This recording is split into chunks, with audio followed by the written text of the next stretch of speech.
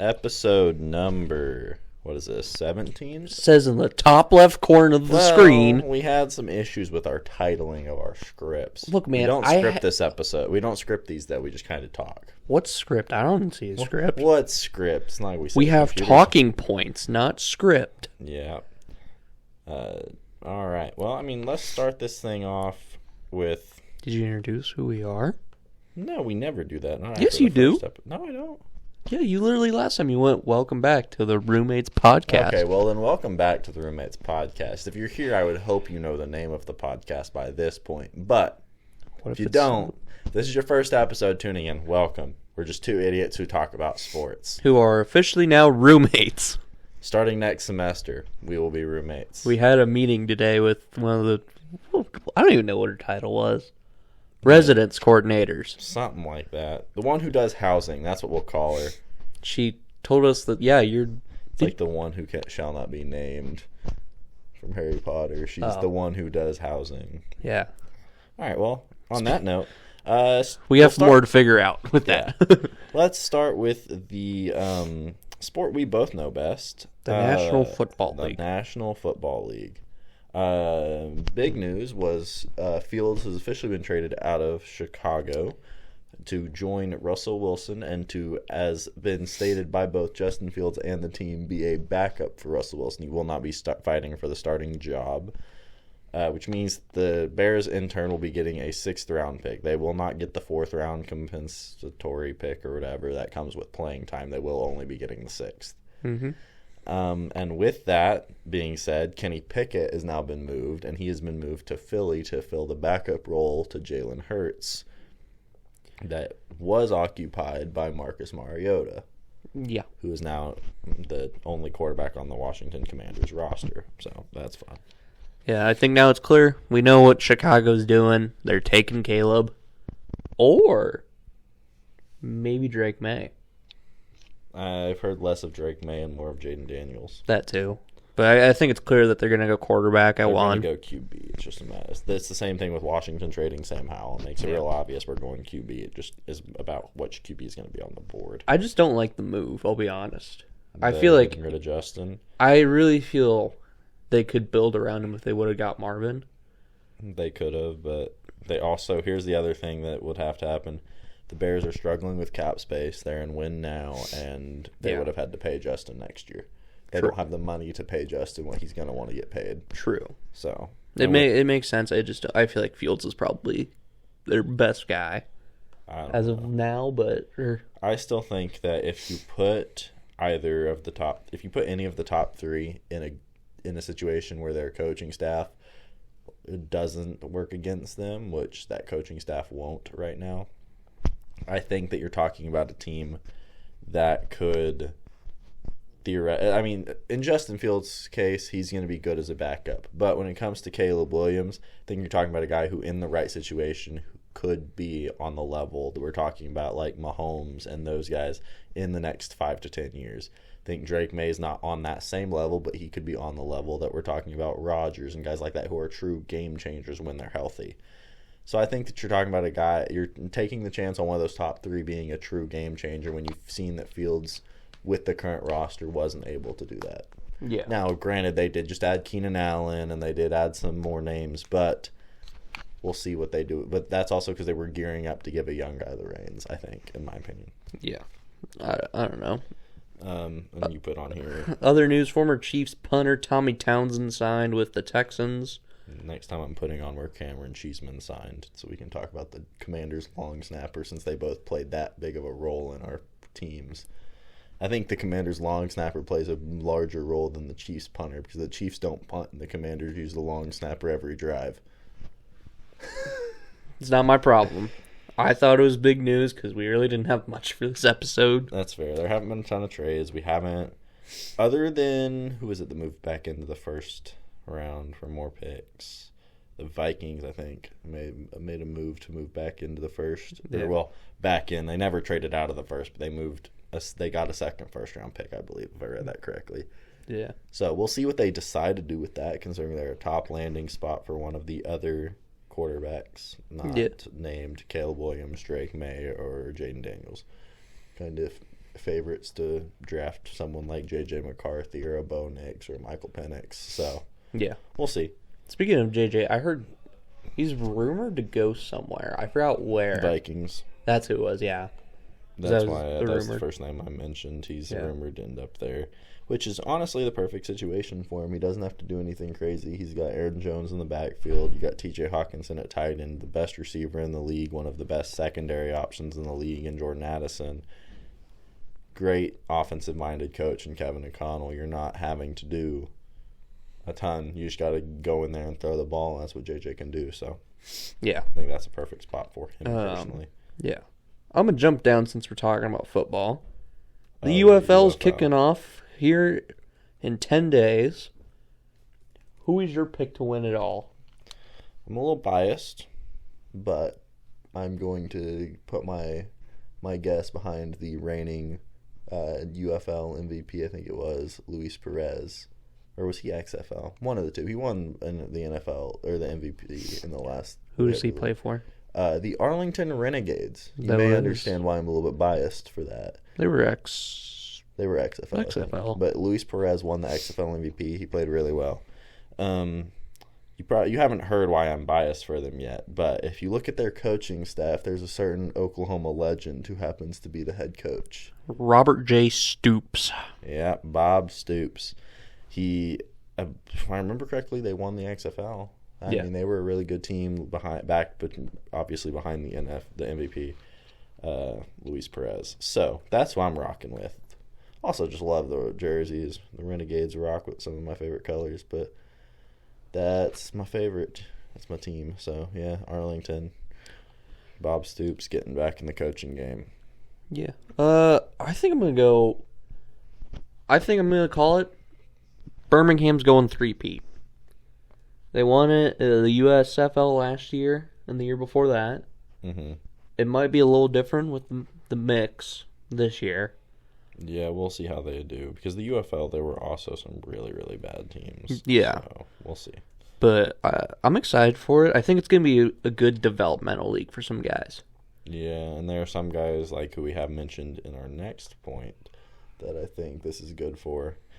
Destroying finally gets his shot to play professional football for the San Antonio Brahmas. So we'll see. I think it looks like he's won the starting job there. Yeah, for the he did, kicking 'cause they role, cut. they dropped Amendola. Yeah. So we'll see. I think this finally also gives us a look at what you can do through social media.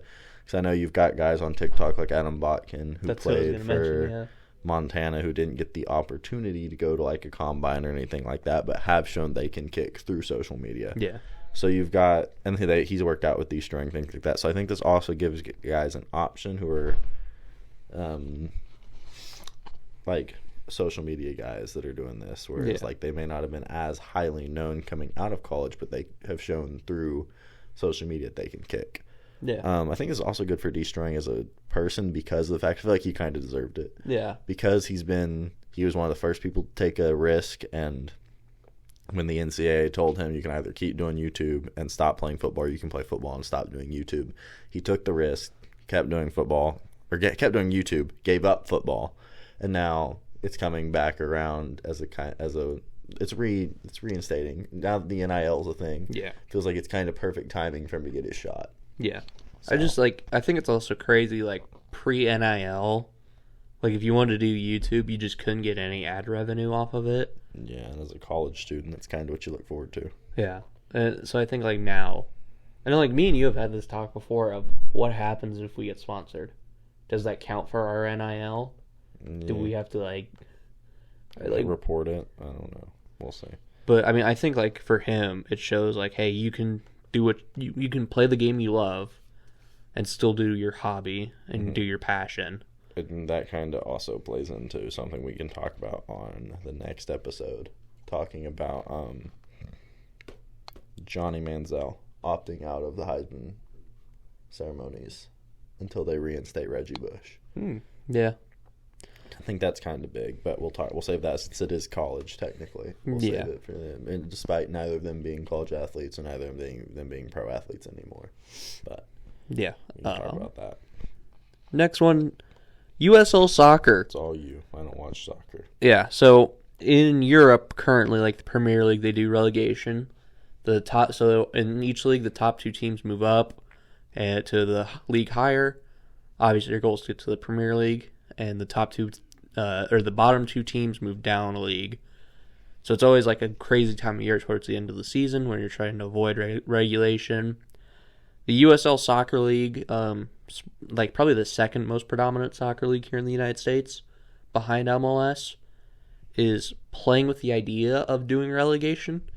Because they have USL League One. I think they have another one too, if I'm not mistaken. But they're looking at the possibility of doing it because they already kind of like pulled their MLS feeder teams in a way to essentially get this system going. So they're thinking about doing it, but I just thought it was something interesting of this could shape up the way U.S. soccer is played. I think that's something that foreign soccer leagues do really, really well because it balances competition. It keeps it to where you really have to have it keeps everyone on their toes. I think it's something that, depending on how the UFL does, we could maybe, I know people are talking about it mainly as jokes, but in 5, 10, 15-year span, if we're talking about the UFL being just as competitive as like the low league NFL teams, maybe in 5, 10, 15 years we hear about, hey, this is an option, and it may get, I don't think it'll ever happen, but No. we don't know what the span of what it's going to look like in 10, 15 years, so who knows? But, I mean, some people are talking about doing it with MLS. MLS was their big idea was to do relegation. I think maybe if they do it where they have like one big super league type deal with the MLS and USL, I think that could work really well with relegation of MLS being like the top foundational league and all that. That's what would happen. That would English. Hebba That's Habba? what would have to happen if the NFL and UFL ever did, is they'd have to combine into one super league, and then but then that also I think would be good for the UFL because you'd be getting NFL funding. Yeah, and you'd be so that way the UFL teams could all have their own stadiums, like things like that would be much bigger, rather than having to share fields or share stadiums with colleges and things like that. Yeah. Your turn now. Step down from that, the NBA. I know you were saying that it's all over social media when I asked you if you had seen the dunk. But Ant-Man, is it the dunk of the century? Should probably explain who Ant-Man is in case Anthony people don't Edwards, know. His nickname is Ant-Man. Also on this note, I'll add this, but what do you think of that dunk? Where would you rank that in some of the best dunks or posters of all time right now? Probably if, like, in my top 5, I don't really have a top 5. I would have to say 5 or 10 yeah. somewhere in there. Like I mean, I would have to go back and actually like watch some of the best posters ever because there are obviously some that you forget about when you're just thinking off the top of your head. But like off the top of my head, I think it's at least top 10, could be top 5 depending on if I'm forgetting anything. Because I don't want to be disrespectful and forget something. But like the top of the list is like not even NBA. It'd be FIBA World Cup would be when Vince went over the top of a 7-footer while playing for Team USA. Things like those come to mind. I think it's crazy with his dunk that he broke his finger. He dislocated it. Or dislocated it. Yeah. But, like, that's how hard he slammed that ball. Not to mention he gave John Collins a concussion with his nuts. The other thing about Ant-Man, Anthony Edwards, I'm going to call him Ant-Man because it's a dope nickname. Well, it's fine now. Just the first time you mention him. Ant-Man is... They asked him how good they think he thinks he is on a scale of 1 to 10, like how good he personally thinks he is, and he said his response was, "I think people think I'm really good, but I only think I'm at a 5." He said, "I don't think people realize how good I can actually be," which is scary because we're talking about a 23-year-old who, if you're in the paint, he's probably going to try to dunk on you at some point. Not to mention the fact that he's extremely, extremely good. Just in general. He'll try to dunk on you, but he's really, really good everywhere else just as well. So we'll see. I think he can I think he can be an MVP candidate in the next, 10 years, 5 years. I give it, by the time he's 26, we'll be talking about him in the MVP conversation like we're talking about SGA right now. And then the other big thing, Evan Fournier. Don't Google the last name. Fined $25,000 for kicking the basketball after Bam Adebayo hit his third three-pointer of the season, which just happened to be a buzzer beater to win the game. So that's a strange thing to see happen. I think Bam didn't think it was going in. No one thought it was going in. I think everyone thought that we were going to see an overtime game between the Pistons and the Heat. But Bam Adebayo did it. And if you're wondering why I said AKA don't Google it about his last name, don't Google the word Fournier. Don't. It's not worth it. I didn't listen to someone's advice when they told me that. I regret it to this day. So just don't. I'm warning you now. Unless you want to have to bleach your eyeballs. So, that's fun. But that's you kind of have the big things. Like SGA is still kind of in some polls being ranked above Giannis and Jokic in the MVP ladder. Although Jokic still kind of has the one slot when it comes to NBA.com's rankings. I know you said you think SGA is your MVP when we were talking about professional last week with Zeke. I am biased, but I think he's the best. He's the most valuable player to his team. So we'll see as we come down crunch time for the rest of the season. We'll also see when playoffs start. They're already talking about play-in teams and things like that, so we'll see. Speaking of Giannis, he's out against the Celtics for a hamstring injury. That is new. I did not know that he was not playing. And then one dude for the Pistons is out for the season with blood clots. Oh, yeah, Oscar Thompson. Yeah. And then another dude for him is out also for the season with another hamstring injury. Yeah, I think the other big thing, Isaiah Thomas getting back in the league. I don't know if you ever got to watch Prime IT. The short king? King of the fourth quarter, not short king. That man plays like all of 6'5". He's 5'9", but he plays all of 6'5". Easily one of my favorite guards to watch in prime. Me and my brother still have an Isaiah Thomas jersey in our house back home. So me and him loved Isaiah Thomas. My brother because he's a lefty, and my brother is a lefty as well. So, but those guys are.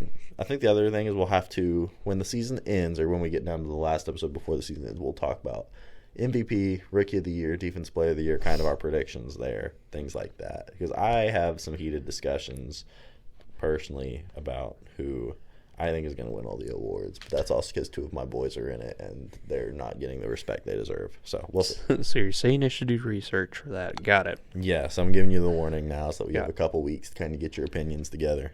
Got it. MLB, we both know this since we were both playing MLB The Show earlier today.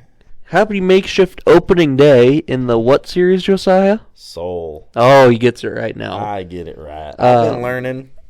I don't speak Korean, but I can not read it apparently either because that does not look like it should say Seoul. That is Seoul. It's whatever. Seoul, South Korea hosted opening day for the Dodgers and Padres. Yep, opening series for them, which is strange because everybody else is next week. They get the. I hate the Dodgers. It's called money. Yeah, I hate the Dodgers. I hate them. Speaking of the Dodgers, Shohei Ohtani's interpreter. I'm not even going to attempt his name. Yeah, he's just Shohei Ohtani's interpreter. He doesn't get the privilege. I can't. You think we struggle with English? We ain't doing Japanese. Gosh, you think we struggle with English here? I can edit things out. You should see us in real life. Shohei Ohtani's interpreter fired. It gives Shohei the option to terminate the contract with the Dodgers. Will he do it? I don't know if people Probably know not. 100% what that means. If you don't know what that means, I'll explain it.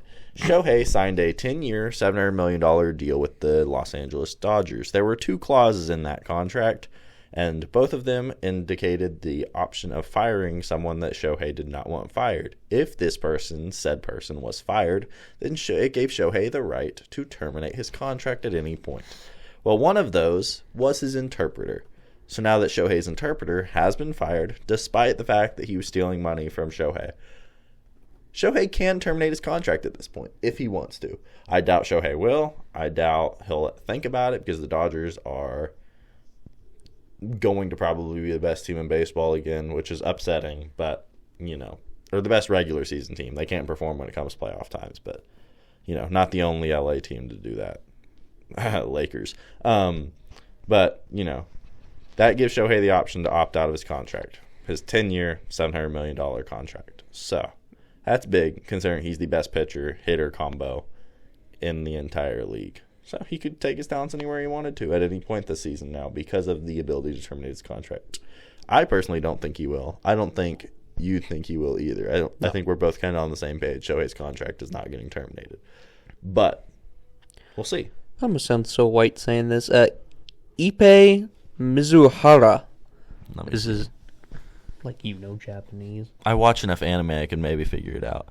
Ippei Mizuhara. Yeah, that sounds about right. Haha, I said it right. We probably said it wrong, butchered it, but that's our best attempt at it. Look, man, I spoke German for 4 years, not Japanese. I watched enough anime that I thought I could figure it out, and that sounded right what you said, so we'll see. In other news, Blake Snell signed with San Fran Giants. That means the top free agent arm is off the market. That kind of takes a big hit because if you look at the next best arm, it's Dane Dunning.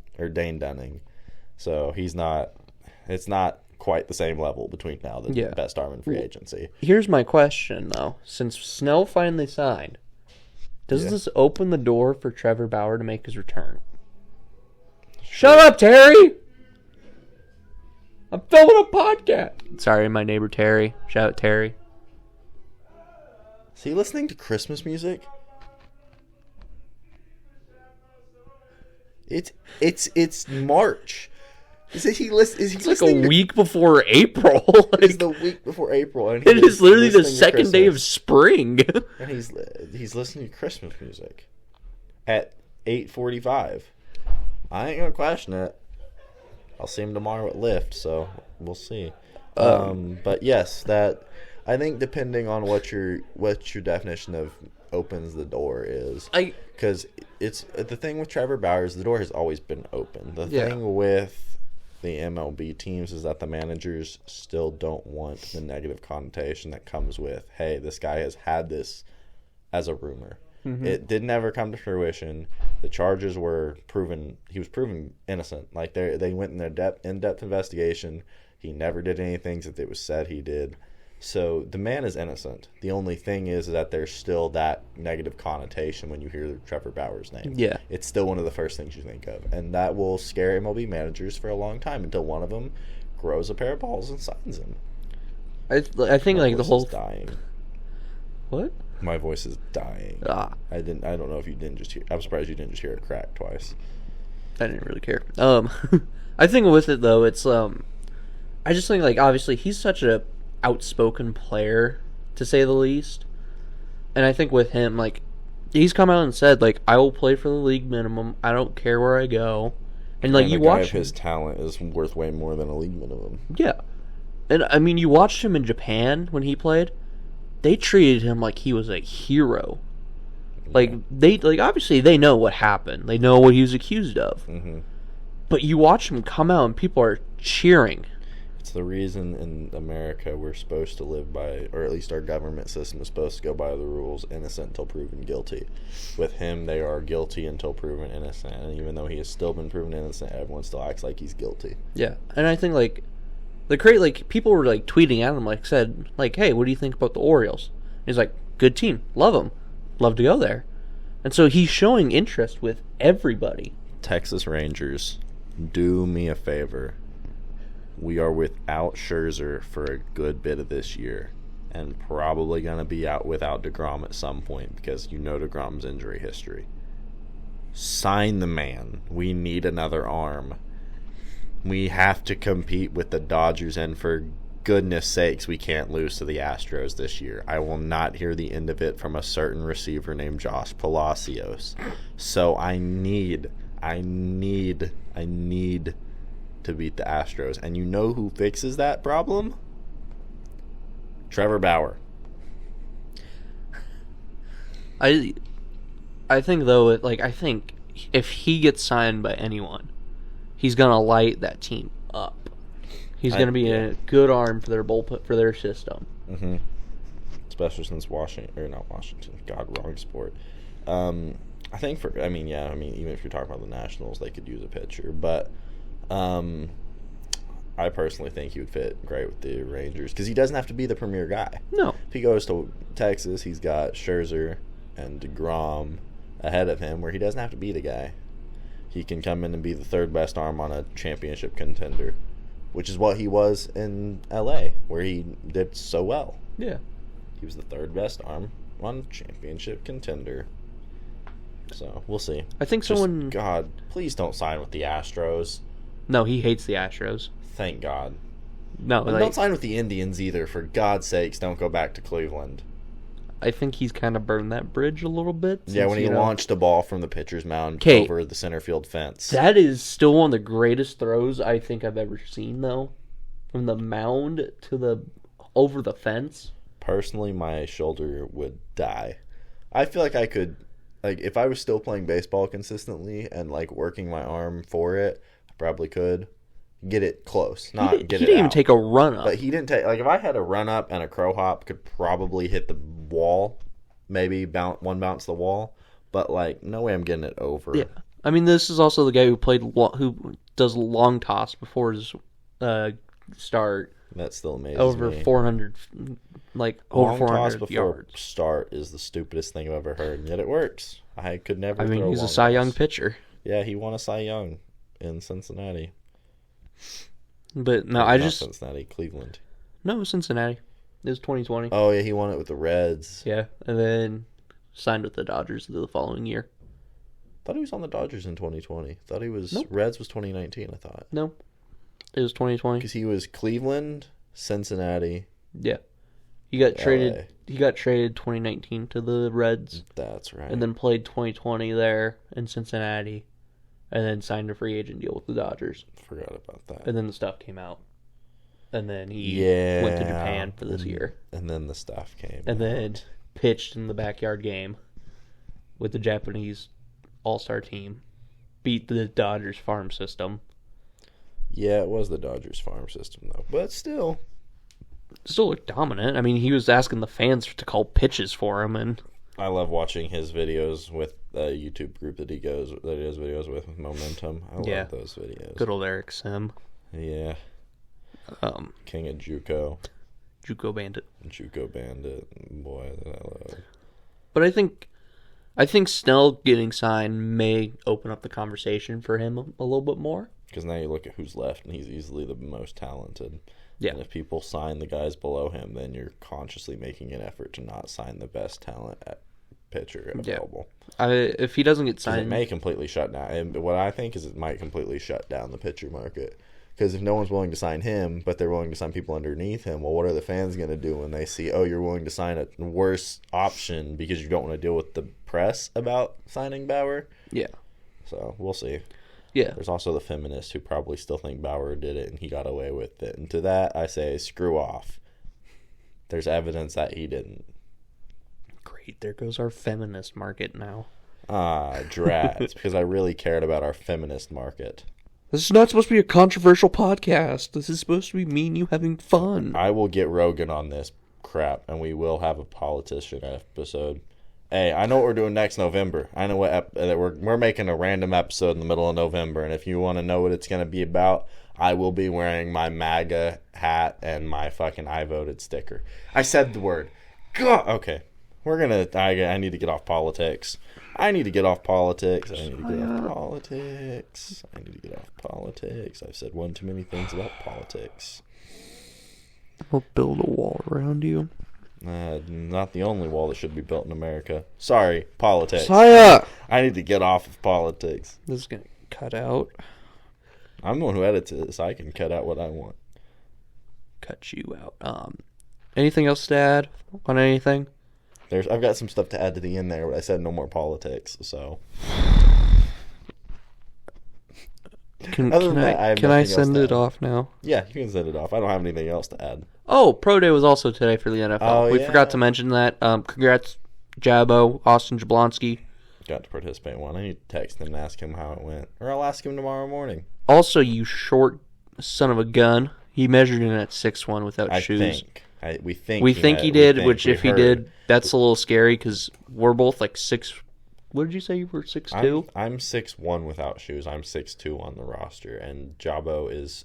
And we have to look up to him. 3 inches taller than me. And I know I am not shorter than 6 feet tall. I know I am not shorter than 6 feet tall. So come at me if you want. Bring a measuring tape. I will stand barefoot and measure at 6'1". I do not give a crap. I don't know where mine went. All right. Just do it on the podcast. We both measure ourselves. I don't think mine goes up that high. All right. It goes up to like 300 feet. I don't even know what I said to make him laugh, I'll be honest. Oh, it's just my brain doing my brain stuff. I'll Thank God. After we cut off, so that way you can get where I'm coming from. But boy, that was great. All right, I'm sending it off now. Thank you so much for watching. If you guys did enjoy today's episode, leave a like, subscribe. Comment down below what you want us to talk about next time. Like soccer, because we don't really talk about it that much. And we'll talk about it on the next one. Stick around till Sunday when we talk about if our bracket is busted or not, because those games start tomorrow. So, thank you so much, and we'll see you Sunday. Goodbye.